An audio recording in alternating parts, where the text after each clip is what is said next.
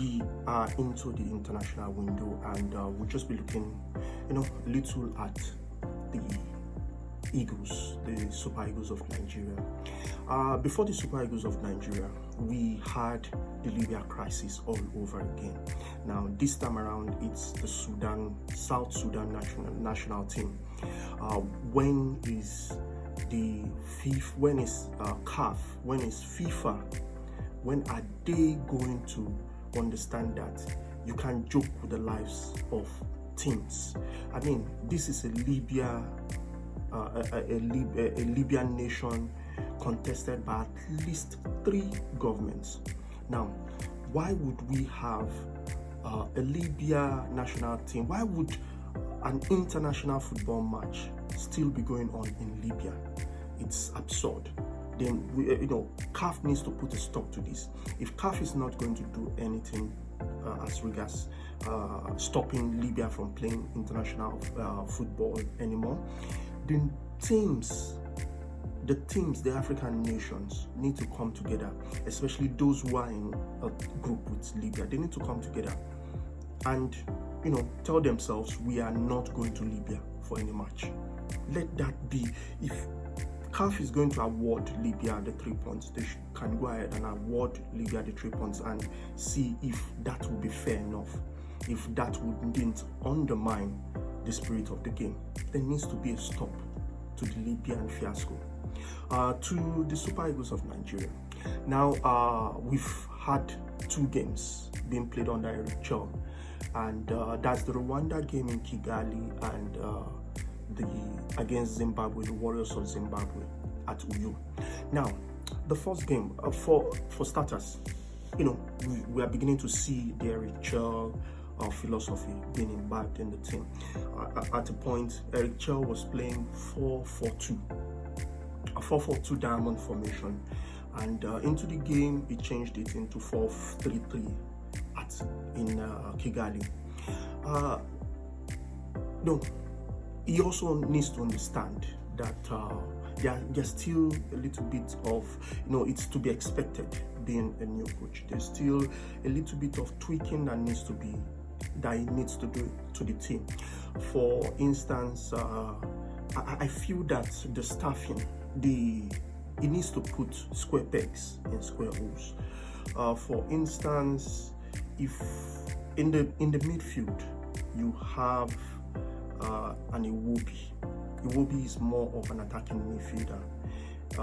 Probably is looking at Iwobi as an attacking midfielder in front of a defensive midfielder, and maybe trying to be much more attacking. But if he's going to go much more attacking, why have 3 wingers in the team behind a striker? If he wants to play 4-4-2, or the way the game he played with against Zimbabwe today, why not have 2 orthodox strikers? Why have 3 wingers in the team? It doesn't matter if the 3 wingers are in form for their clubs. Why have 3 wingers when you have a Victor Boniface in the team? And in the team, I could understand the fact that he's trying to give a chance to homegrown players, and for the fact that Victor Boniface has not been playing regularly in his club. However, playing for the fact that Victor Boniface got a chance, I believe strongly that every good player, once they have that opportunity, they go abroad. So when you have a player playing abroad in the top team, it doesn't matter if you sit on the bench. Being in that team, playing playing trainings against top quality players is also key. So you have a Victor Boniface on the bench. If he was going to make a change, I personally would have expected him in the Zimbabwe match to bring on Victor Boniface early. Yes, he brought up a striker. Even if he was going to bring the home-based striker, bring him early. I mean, we're playing. He must understand that this is the Super Eagles. You're playing against Zimbabwe. You need your 3 points. You're playing against a Zimbabwe that drew a low line block. Why not bring 2 strikers? Bring the striker early in the game. I expected that change immediately the first half commenced. I expected him to bring up the 2 strikers, pump the ball into the goal, into the 18. Just the same way the goal came, pump the ball into the 18. Those 2 strikers, when you have balls floated in 5-6 times, the mentality of the defenders turn towards defensive. They start thinking of how to bring out the ball. Now, it creates room for the midfielders to go in and maybe strike the ball. And, that creates different strategy, different tactics around the game. Also, from the 2 games that occurred, the Zimbabwe match and the Rwanda match, we had 3 points in Kigali, we had 1 point in Uyo. Nigeria is I want to say Nigeria is officially out of reckoning as regards winning the group. We are at 7 points, 6 points behind South Africa, who are leading the group with 13 points.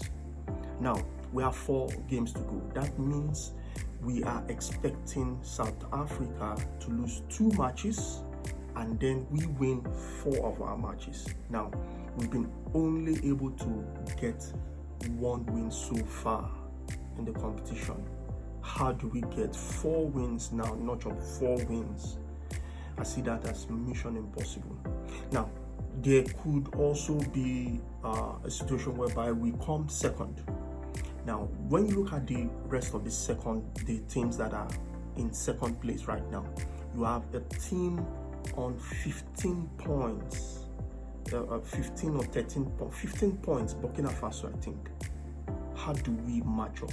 The 4th placed second team is on 11 points and we are on 7 points. I see that as mission impossible for now. It's better we start understanding or start coming to that realization that we might not be going to the World Cup. Now, also, just to explain the qualification system for the African World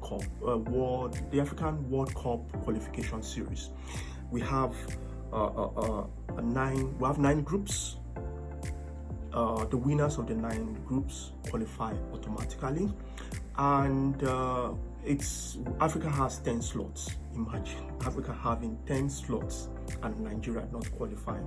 Well, Africa has 10 slots and 9 groups, 9 winners.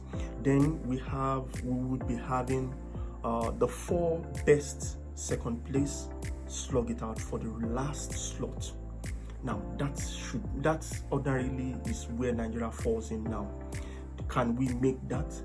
It's left for the Super Eagles to try to do that. Thank you once again. Do not forget to click the notification bell, share, and like the video. Bye.